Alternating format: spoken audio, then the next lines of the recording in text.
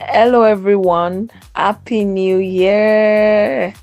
Welcome to the very first edition of the Qorent Xperts for the year 2025. I trust your 2024 was amazing. Thank you so much for staying the ride with us all through 2024.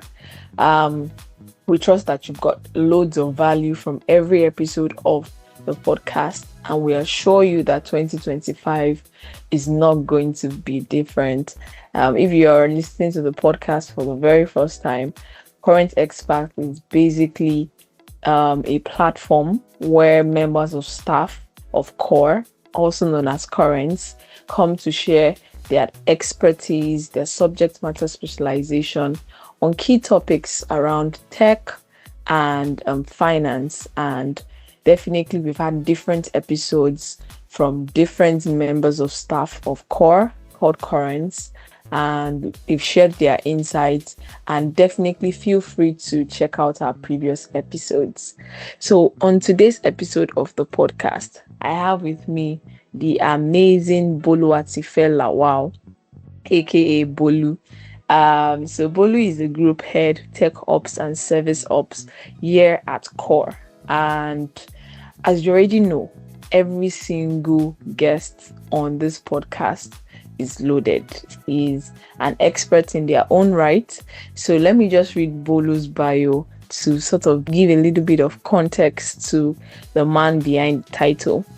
Boluwatife Lawal is an accomplished site reliability engineer and DevSecOps professional with over 7 years of extensive experience in designing, deploying, and optimizing mission-critical systems across telecommunications and the financial sectors.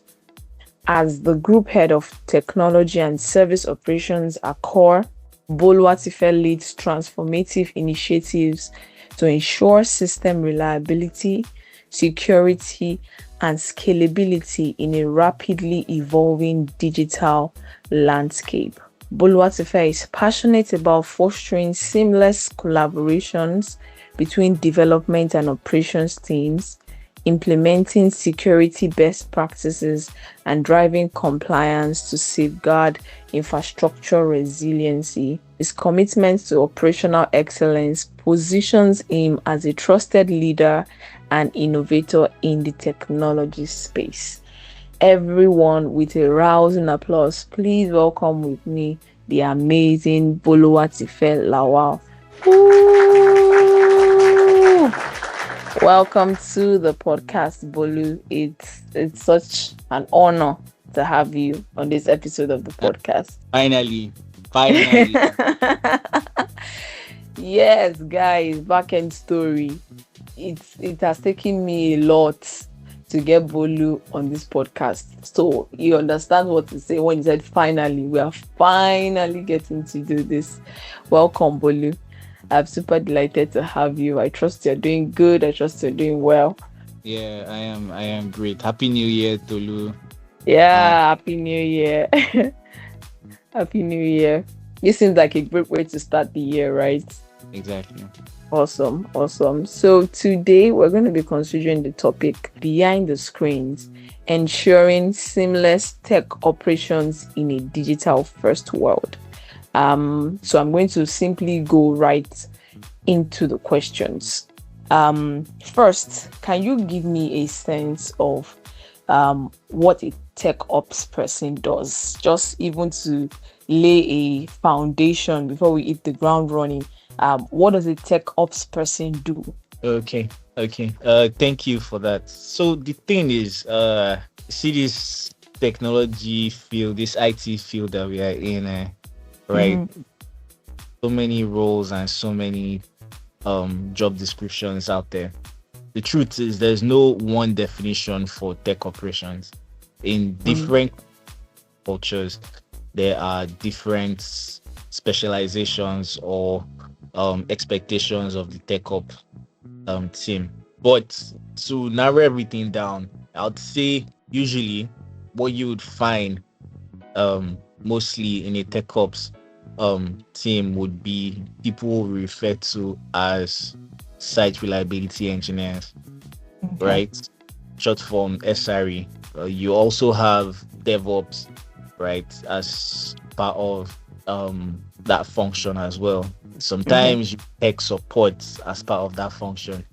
Generally, the idea of tech operations, right, is merging technology, right, with the Mm-hmm. operation, having a system that leverages on technology. So the writing of codes, cloud computing, microservices, this that technology, right? Merging it Mm-hmm. with these policies and just other operational things that normally you'd find developers find very exhausting and tiring, right?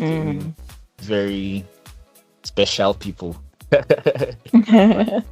Meaning, at the end of the day, there has to be a control group, right, that would help Mm. um with the operational bit and also speaks language of the developers. So basically that's what you'd find in a tech operations team. I don't know if that was explanatory.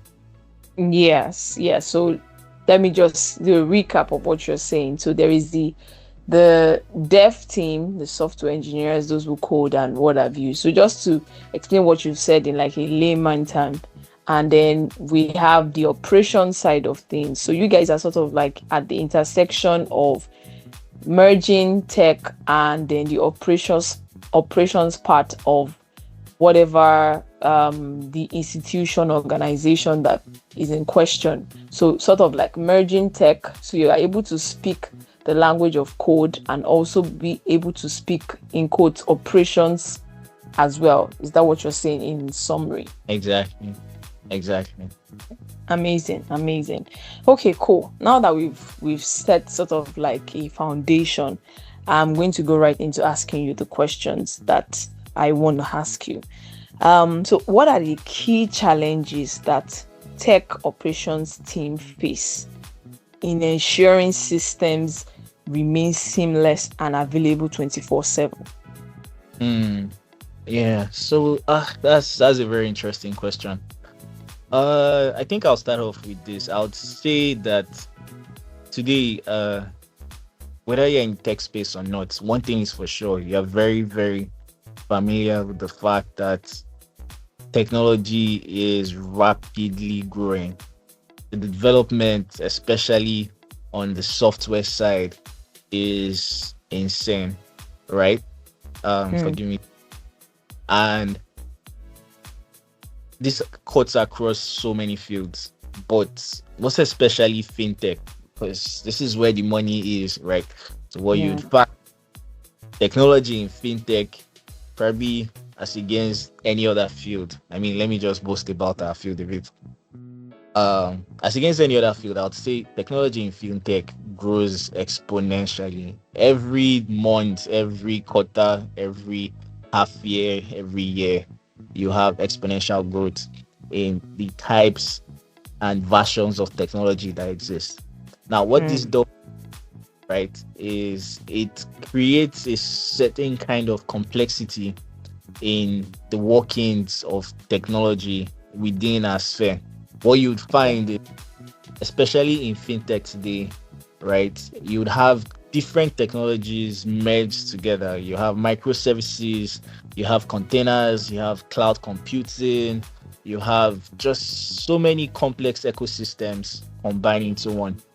Now, one of the biggest issues for tech ops, right, Mm-hmm. is keeping up with all this, right, and finding and interpreting or reading through all these complex situations to identify possible causes of issues when they do happen. If I remember Mm, correctly, it says something about keeping your systems seamless and available 247. Now, yeah. imagine how technologies, just very complex systems intertwined together, and you have a team responsible for ensuring that all these systems work perfectly together. The cohesion is nice and tight. There are no gaps anywhere, and just continually managing and oiling the wheel, right? Such that you are evolving as these technologies are evolving. I feel like that's one of the biggest challenges you'd face as a tech ops engineer. Mm. Awesome. And Awesome. Awesome. I hear you. yeah, another issue that we usually face, and I think this is the bane of every SRE or tech ops engineer, right? Would be the downtimes. Mm. Yeah, Mm. trust me, till you experience one, two, or three downtimes, you have no idea what that whole situation is about, right? So like experiencing downtimes is a problem, right, that exists today in fintech. Every everyday consumers like me and you, right? Some days you try to transfer, and for some reason your bank app is not working, or Mm. it, but for some reason the money you're trying to send out gets reversed, or it doesn't even go at all, right? Or it goes, it tells you it goes, but the person you're sending the money to, maybe your junior brother that is bugging you for pocket money, right? Doesn't get it, and he keeps calling, and you're like, I've sent it. Mm. Is there's degradation somewhere, right? It could be degradation with your bank, it could be degradation with a third party um stakeholder in the chain of flow of that transaction. Now, Mm. this really referred to as downtime. So just anything that causes end users discomfort and pain. We have promises we've made to our end users, right? Now, at Mm. every point where we can't fulfill those promises, right, then there is a downtime on our end. Now, the team responsible for ensuring that everything related to downtime and technology, right, is Mm. resolved shortest time possible is the tech ops team. Now, what I did earlier was try to Mm. of how severe this is from a one customer point of view. Now, extend this to an industry that services the entire population and even beyond the national to international level, right? Mm. Understand the gravity of a 30 minutes downtime. Oh. Imagine 10 million to lose trying to make transfers, and they can't do anything for 30 minutes. Now, understanding this just automatically puts or into perspective the amount of pressure that exists. Mm. Responsible for one, identifying and capturing that downtime in time, and also driving resolution of that downtime. Mm. So yes, that is a major challenge for the tech ops. Yeah, I'll call them tech ops for short.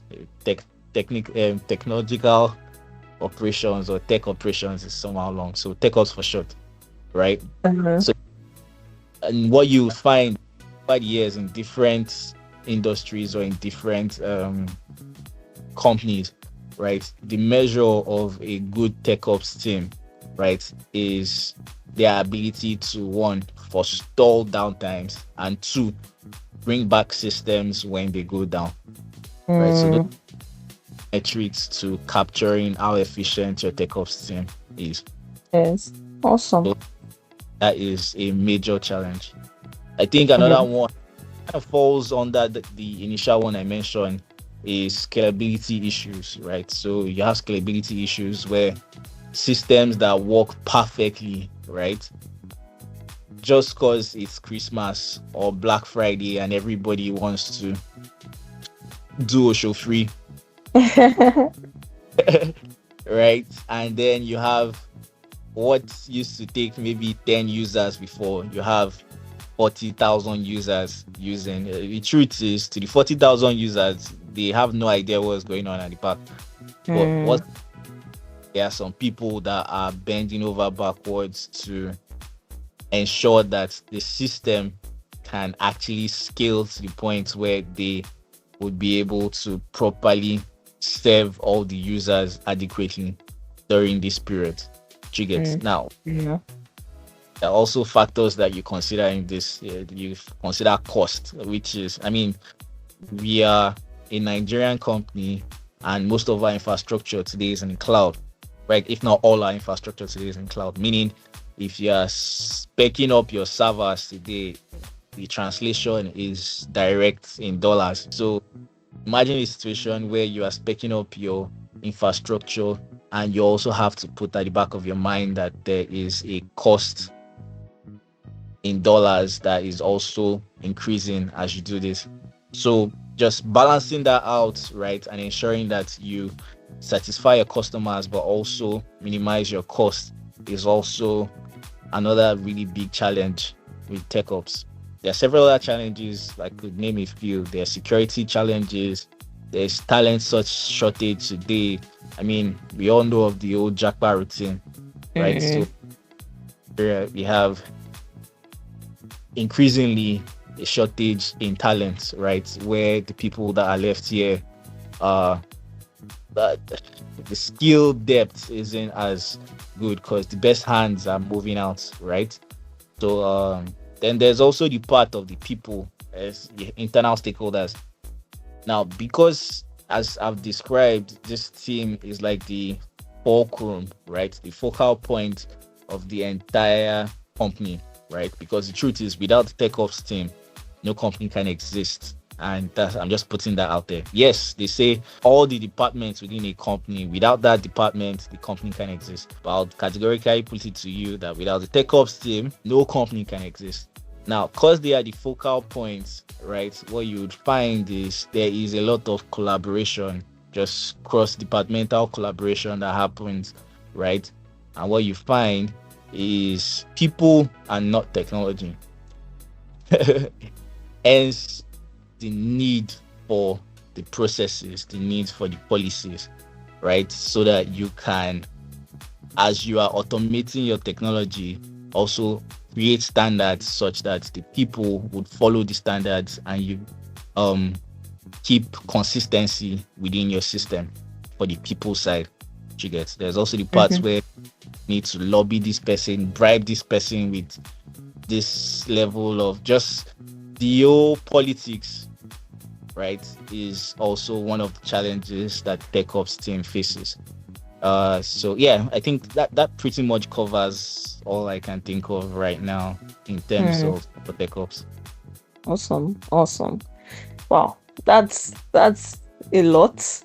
But that but it basically just sums up how crucial the tech ops team is to service and solutions delivery of whatever product or value proposition to customers. And I particularly love the part where you mentioned the part of downtimes, and the fact that tech ops teams is usually back end. I can just literally picture the pressure that downtimes brings to the team. Imagine, because customers don't usually, and I won't believe that you guys interface closely with the CRM team, and they bring a customer complaint, and most of the time the issue is even trying to figure out what the issue is, and then there is pressure when we multiply the issue by a certain figure in terms of scaling up. So you guys are doing an amazing work, and that's a lot of pressure just for me to put it out there. So I'm going to run and go to my next question. So you've stated key challenges, the talent, the part of cost, balancing cost as well. And so next question is, what are some best practices that your team has been able to employ to ensure consistent system uptime and reliability in such a high demand environment as the one we operate in? Like you rightly said, fintech is almost like it's everybody's industry, everybody we're servicing, everybody has something to do with money one way or the other. So how do you guys, what are the best practices that your team has been able to employ? Just a few of them. Yeah. So yeah, that's a very fantastic question actually. Uh I would say there are different measures that we take, right? There are different practices, but I'll group them into two solid bits. I would say there are the proactive measures and there are the reactive measures, right? Now, so proactive measures would basically capture everything you need to set up to ensure that you don't go down, right? So all that you need to set up to ensure that you don't go down. Speaking to proactive monitoring, setting up visibility in such a way that you can see all your systems, right? You get alerts for issues that may occur. You get Mm, into the flow of each request, each operation, such that before customers even start experiencing any kind of difficulty or itch in the system, right? You have enough visibility and observability to capture these issues or even capture from a root base, right? mm, In and lead to possible downtimes, right? There are different tools for this. Today, there's Grafana, there's Prometheus, there's Open Telemetry. There's so many technology. As we said in the first question, I mentioned that technologies are a lot. There are a million and one technologies out there. Same thing applies for monitoring.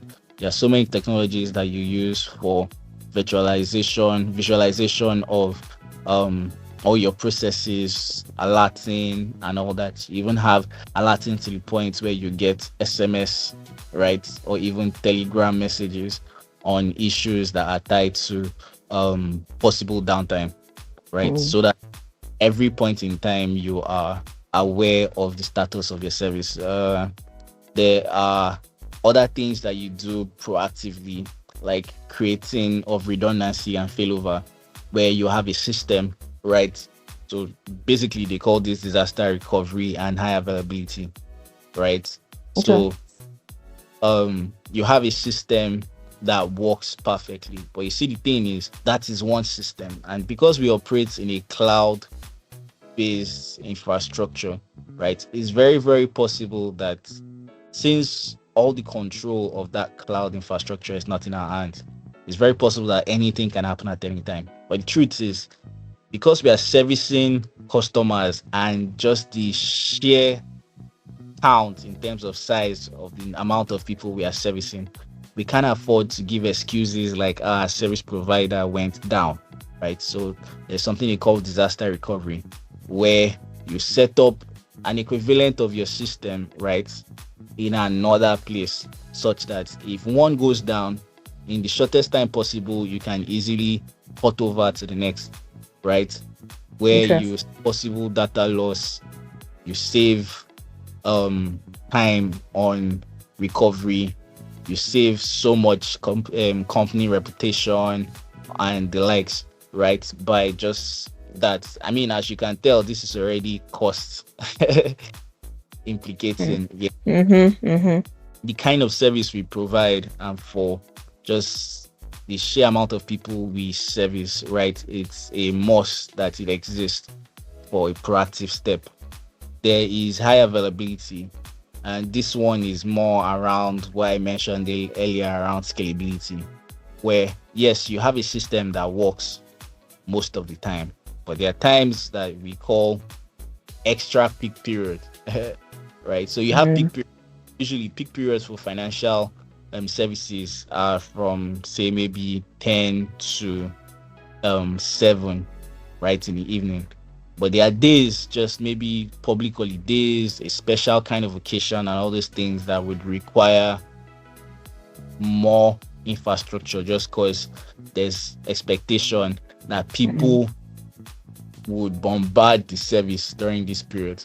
Now, in mm-hmm. this, what you provide is an elastic, high available system that can grow and scale according to demand. right? That way, Mm-hmm. proactively provision it into your infrastructure such that when these demands actually hit the system, your system can also proactively react and comfortably scale, right? And Okay. once this peak or extra peak period is over, right, it can scale back down, right, saving you costs. I keep mentioning costs because that's my biggest issue nowadays. It's right. Um, Another thing that is very helpful for um proactiveness, right, is playbooks. Now, Yeah. no matter how awesome your system is, there will always be downtime. There's always going to be downtime. Now, what now needs to happen is there needs to be a set of rules that are met and followed by members of your team and even the entire company at large, depending on the kind of downtime, right? So basically, best Okay. practice, you have a playbook that you can run by, right? Relative to the kind of incident that you have so that you can effectively reduce the resolution time. Mm. Mm. This is Okay. people part, right? So aside all the things you do in the back end technology wise, just for people's sake. So if it's things like communication to stakeholders, whether internal or external, right? It will be in your playbook. If it means how you even organize, say, what we call today a war room. So if there's a critical issue, right, that would Mm. involve so many people on in the company to actually sit together and troubleshoot an issue to resolution.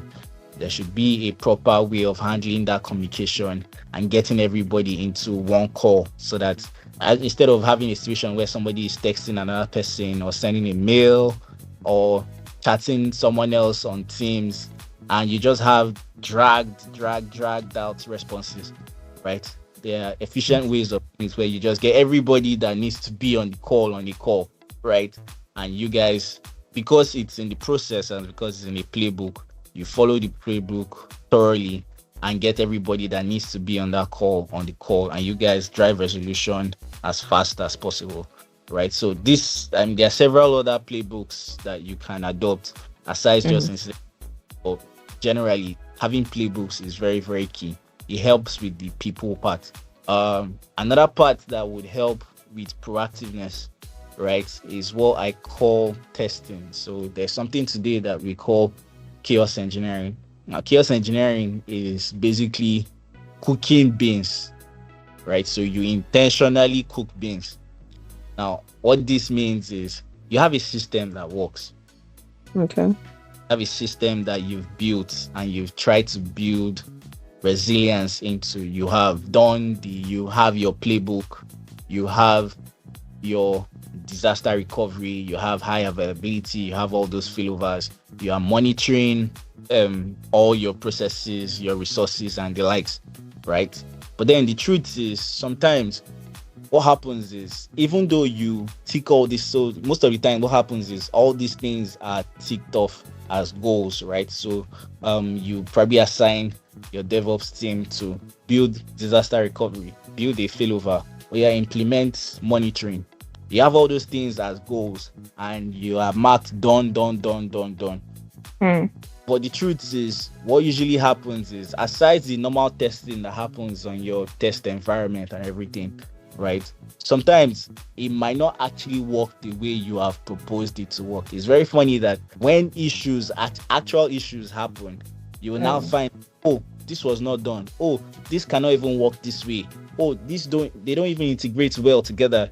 All this, to avoid all those kind of issues, there's something you call chaos engineering, where you intentionally cook beans in a measured way. So it's today how, I don't know if you're familiar with what they call fire drills, right? Yeah. Yes. Basically, it's like prepping the team for possible occurrences in future, such that when the real things happen, right, there is enough practice, there's enough drill Mm. for everyone that they know the next things to do. Mm-hmm. That's basically what chaos engineering is. It's a lot more complex than how I just described. But the idea is, even if it's in small scales, right? Test the resilience of your system to ensure that all those things that have marked as goals and completed, right, actually can work when the real Mm-hmm. thing happens. Mm-hmm. Um, so I think I would say that, yeah, that would cover most of what I'll call proactive measures. Now, things I'll classify as reactive would be after an issue has happened, right? Mm-hmm. There's all root cause analysis, right? Or RCA. In different places, there are different names to it. They call it postmortems, they call it RCA sessions, they call it incident review sessions, different names, but after an issue has happened, right? What next? And what next really is getting all stakeholders involved in a Mm-hmm. session. It's all the possible gaps that existed in the system that led to that incident. Mm-hmm. So once you articulate all that, the next steps would be how do you resolve those issues? So there can be short-term plans to ensure that, oh, this doesn't even happen again. Maybe tomorrow or next tomorrow, you have all those ones. If it's things like monitoring, so say maybe you weren't properly or you had not configured monitoring properly for some parts, you know that, oh, okay, immediately you need to implement visibility in that area, or you need to do a hot fix and deploy this bug fix and all those things. There are also what you call medium term plans, right? And long term plans. I don't think I need to go too deep into all those ones, but as you can correlate from what I'm saying, might not necessarily be deployed now or implemented now, but there are long term plans to ensure that this kind of incidences don't happen again, right? And Mm-hmm. um set up everything in such a way that you are continuously improving on whatever setup that you have. So that is a reactive step. Uh, so I think that would classify as what I would call best practices in DevOps today. Awesome. Awesome. Wow. I really love the way Bolu is like dishing out these things. You can tell that he's trying to be as exhaustive enough on each question and each topic, and which is really, really awesome. Um, okay, so I'm going to move to my next question for time so that we can maximize this session. So what role does automation play in optimizing tech operations, and how do you balance it with the need for human oversight? Uh, Now, okay. Honestly, I feel like automation is the bedrock and one of the most important tools in tech operations, right? Left to me, I would automate everything and overemphasize the need for automation in our process. Uh, Again, because we are a process and technologically driven team, what you find is the less manual effort, the more efficient a particular process is. So what I mean, Mm, the more I can automate a particular process or a particular function, right? The higher the possibility of getting optimal efficiency for that particular function. mm, That you also can't understate what makes us human, which is a certain level of decision making and processing that machines don't have um the skill for. Right now, there are some gray areas. Some people call them edge cases, some people call them ambiguous situations, right? That if you just automate everything end to end, what you'd find is it might either cost you money wise, cost you client wise, cost you mhm, anything. Why? Because your machine is just doing it without feelings. It's doing it without any, mm, it is a 1+1 and all those things. And because yes, these things are technology, but the people we are servicing are humans and they are driven by emotion, right? There are also things that we need to factor into these things. mhm, the need to balance the human part. So wild advice, right, is as much as you want to automate everything, you want to automate observability, you want to automate self-healing, right? You want to automate scaling and all those things. Um, put in place a checker, maybe like an approval checker, like a manual Mm, that before it does something very critical, right, it gets at least an approval from somebody, right, before mm. man. So you can automate it all the way to the end, but just leave that room for approval such that it gets human consent before it implements. I feel that would be a perfect way to balance automation and the human oversight in it. Awesome, awesome, awesome. I love that. Awesome. So let me go just straight to my next question. So from what you have said, is apparent that tech ops collaborates with multiple departments. I mean, you've talked about tech, there's app administration, there's CRM team. How do you ensure smooth coordination between teams like infrastructure and customer support and the like? So how do you like manage collaboration and ensure like smooth coordination between teams? Yeah, I'll tell you the honest truth. Yeah, it's bribery. It looks like Bolu is a politician. It's a bribery. That's all. Please explain. Jokes aside, yes, there's bribery, but officially, right? I mean, I think today there are collaboration tools that exist, right? That makes it a lot easier for um team members and stakeholders to communicate properly, especially internal stakeholders, right? To communicate properly. Now, the tech ops team is not an island. In fact, if anything, we are not an island. We are very, very much dependent on so many things. We are dependent on infrastructure, we are dependent on developers, we are even dependent on the customer facing support. Sometimes tech ops are customer facing, right? So at the end of the day, there's so much communication that has to be done. To do this effectively, it would always make sense to set up a collaboration tool. Example of collaboration tools, Jira, where you plan, um, and Slack, Confluence, all these tools, right, exist and help collaboration a lot, especially inter-team wise.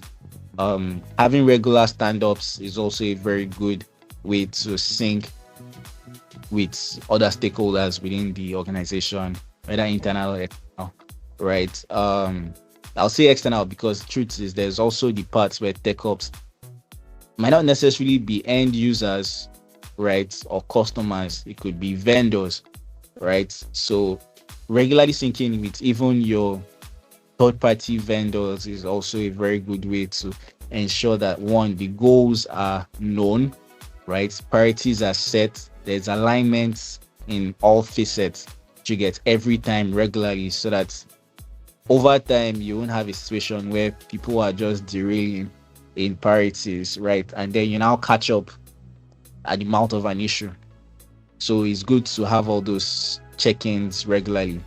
Uh, Another thing that is really also helpful in collaboration is what we call a RESI matrix, right? Now, a RESI matrix basically just outlines who is responsible for what, who is accountable for what, who should be consulted, and who should be informed. So, responsible, accountable, consultation, informed, right? So, you basically what this is saying is you have a template, right, and you design your template. Obviously it's peculiar to different industries, but the idea is if you have, say, a scale of different kind of issues, right, so there are different severities to issues, so you can categorize the severities of those issues and have a template for or what you call a RESI matrix for how to treat these issues, right, such that the people that are responsible for these issues are aware that they are responsible. The people that are accountable, sometimes who is responsible is not the same person that is accountable. right? Mm-hmm. Customer complains to is the one that is accountable for that issue, but it might not be responsible for resolution. So there's the person that is also responsible for resolution. There's a person that should be consulted. Now, depending on the severity level, if the severity level is very low, then it means that the kind of consultation that might exist also might be very low, right? So you might not need to get to maybe the CTO or CEO. But then there are some kind of issues that occur, and you know quite all right that one of the few people to call immediately would be the CTO or the manager, and depending on whatever hierarchy exists, right? And then there are the people to be informed, also dependent on the severity level. You always inform your stakeholders, especially customers, right? Communication is very key to customers. I keep repeating this, and it can be understated in a tech ops space, right? So always inform your stakeholders. But aside your stakeholders, different severities as well will require to communicate to different other stakeholders, internal or external, right? So having a risk matrix also really helps, right? Remember when I mentioned having a playbook, right? So Yeah. this one of those playbooks that would help create policies and processes, right, when all these issues do occur. Then I think I also mentioned something like a war room, right? Yeah. So those are also times where team members or interdepartmental teams bond, because the pressure is a lot. You have a lot of fighting that happens in all those, Mm-hmm. right? A lot of blame game, a lot of throwing under the bus, a lot of any all sorts of, exactly as the name Mm-hmm. suggests, war room. It is literally war, right? Mm. But one thing about humans is after all this fighting, you find that at the end of the day, you guys get closer, right? So Yeah. also one of those places where people really relate. So especially in this world today where we are somehow fully remote, right? It's one of Mm-hmm. Mm-hmm. kind of builds and creates emotions in us enough to remember the name of this person. And then you start waiting for the person in another thing. Maybe, oh yeah, should be you ask for approval. Don't worry. Me, I will approve that your change. You come and meet me. At the end of the day, right? All those incidents or war rooms, right? Foster better relationship, right? Mm-hmm. Amongst departments. There is a lot more human feelings. It's not just official there. Mm-hmm. The another really good thing that helps, right, is knowledge sharing. If you periodically, again, as we said, technology is always changing, right? If all the teams are constantly helping themselves grow knowledge wise, it usually just fosters better cooperation amongst teams, right? There's that you can always trust. I mean, so someone that's training you, somehow there's a level of trust that you just get because Mm-hmm. person knows what you get. So yeah, Yes. that all helps. But overall, at the end of the day, I believe what should be the focal point for all teams, right, is the customer. So if Mm. customer centric company, what you would find is collaboration shouldn't be hard. And why? Because at the end of the day, team A, team B, team C, right, are all thinking about the customer. So it means that fastest way to satisfy the customer, if that is that Mm. every interaction and every war room, right, collaboration should be better. Mm. Amazing. Amazing. Mm. You just what you said last was a really, really profound statement in terms of collaboration. If the goal is to find the fastest way to satisfy the customer, it is easier for the team to put aside differences or personal preference or what have you. It's more about how do we get the job done, and the job itself is customer satisfaction, which is really, really profound. Yeah, awesome. So how do you communicate technical challenges or risk to non-technical stakeholders to ensure alignment? I mean, you've thrown in quite a number of words and technical things here, though I've picked up some of them. At least you mentioned some tools that you guys use in your work. How are you able to communicate technical issues to non-technical stakeholders to ensure that they align before, okay, maybe you will need to get approval, or even if it's on the customer's end as well? How do you guys navigate that? Okay. Yeah, thank you. That's actually a very fantastic question. Why? Because I think earlier I also mentioned how there is a lot of communication with different stakeholders. Some of these stakeholders are not as tech savvy as some, right? So it means that one of the biggest skills a tech ops engineer should have is communication. Just start and end with just the word communication. What is proper communication? The truth is, in our space, right, where we deal with money, the first thing that should be at the back of your mind is, how can I translate this to money? Whatever I want to say now, how can I translate it to money?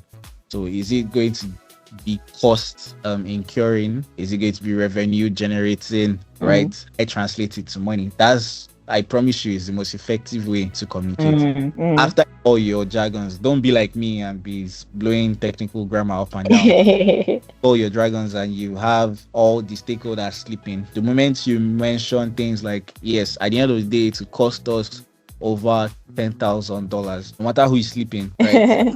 Everybody wakes up, right? Or if it is at the end of the day, we're able to save $10,000, right? Whoever was not salivating before, I started salivating, thinking of how it's going to pocket and all those things. So yeah, always speak from the money point of view. It's just usually very effective and better. But beyond that, right, there are also easy ways to communicate. There are visualizations, analogies, right? You should also learn how to present some of your points, because the truth is, you might actually, and I'll give a very good instance. Imagine you want to go to the board and tell them how your infrastructure cost is killing you, or how infrastructure today, right, is, there's a potential issue that might happen if you don't scale the kind of infrastructure that you have, or improve on what you currently have infrastructure wise. The truth is, if you go there and you're just speaking all the grammar and everything, right, without actual visualizations or analogies that can help quantify what you're saying, right, you won't really be drive home the point. So if you combine putting in the money, the values, and all those things with diagrams and visualizations, right, it translates better to whoever is listening or watching what you're doing, right? Yeah. I think just what, why, and so what happens next. If you can answer those questions, right? So the what, why did it happen? So what's next? Those are like the very key things to like communicate with once you're talking to all strata of people, whether technical or non-technical. So you're not wasting, right? And you're driving. More importantly, just be transparent. Always be transparent, because lies always have a way of coming back to bite you. So true. Amazing. So it's more of looking at communicating from the standpoint of value. What is valuable and what is the language that this person is going to understand, no matter who the stakeholder is. And like you said, everybody understands the language of money. It's much more than trying to be the smartest one in the room, or trying to speak plenty grammar, or prove that you know the technicalities. If communication has not been achieved, there really is no point. So yeah, I totally hear you on that, and not just even in tech ops, in life generally. This has been an amazing conversation. Sincerely, I've learned quite a lot. I mean, Bolu has done such a thorough job so far that he has given me the ginger to want to be a tech ops person, and I can come and intern and train under you, sir, under your tutelage, if you accept me. Am I going to be accepted? That there's the labor part where people are jackpotting. We don't mind though. Come on. Okay, no problem. I will go and consider it. So for aspiring tech operation professionals, as we just wrap up this amazing conversation. Like, you've shared so much knowledge, and you've shown, for people that don't even know what goes on behind the scene, or even what tech ops is about. Most of the time, the software engineers and the devs are usually the glorified, in quotes, glorified hands and skills and talents. But for people that are listening and would want to aspire to be tech up professionals, what are the skills that you would advise them to even start on to get in the first place? Yeah, thanks so much. Yeah, I feel like I've spoken quite a lot. Thankfully, we are towards the end of this. Now, this is part of bribing. When next I need something from you, it's this. Oh, it's But yeah, okay. uh, I can say that I would divide the skills into different parts. There's the technical part, there's the soft part, right? There's the normal everyday part, right? So for technical part, I'll say any aspiring tech ops professional should um be very conversant with monitoring and observability.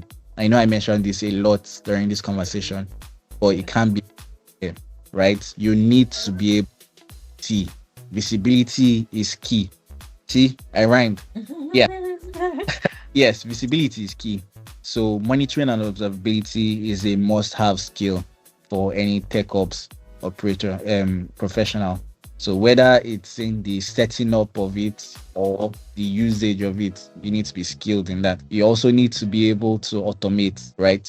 So Okay. script is a compulsory skill for a tech operations professional. You need to be very conversant with cloud infrastructure, right? You hear cloud this, cloud that, cloud here. Cloud is going to be your bread and butter. So Mm. you need to be very conversant with cloud infrastructures that exist, AWS, Azure, GCP, Go Grid, all any cloud provider should be your friend. And Mm. then very good foundation in networks.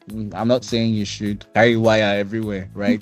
Or you need to be very, very conversant with basic networking skills, right? Or basic networking languages so that you really understand the interconnectivity with all the moving parts, right? That Mm. complexity. I mean, network is what ties everything together. So yeah, you need to know that binding language. As a tech ops engineer, you need to be able to think on your feet. Now, that high pressure moment I described earlier, right? Mm-hmm. Survive that. A developer definitely cannot code in that kind of situation, right? So basically, Mm. a specific kind of skill that is required to be able to function effectively in all those kind of pressures. So you need to be able to solve problems fast, think critically, and be able to withstand pressure, Mm. right? Soft skills that you can have, communication. I think I mentioned this earlier. Yes. Communication, and I would say bribery. You should be able to Oh my God, you keep mentioning bribery, sincerely. Okay. have emotional bank accounts, emotional bank accounts, emotional bank account, right? Just be able to communicate, try to collaborate more, try to be of help because you know that at some point you might actually need that person's help. It's very, very helpful in our space and it's a very good skill to leverage on. Another thing you need to do is be very hands-on. Now, I can't understate this part. You can have surface knowledge of all these things. You can cram all the theory of all of it, but if you are not hands-on, if you have not actually gotten your hands dirty in real life scenarios, setting it up start to finish, right? When these issues do arise, what you would find is you would definitely be left hanging Mm. because what you read doesn't do what you do, right? So very Mm. on experience, very, very critical. Then always pursue more knowledge. Again, technology is exponentially growing, right? So it means that if you are not trying to catch up as fast as possible, you will be left behind.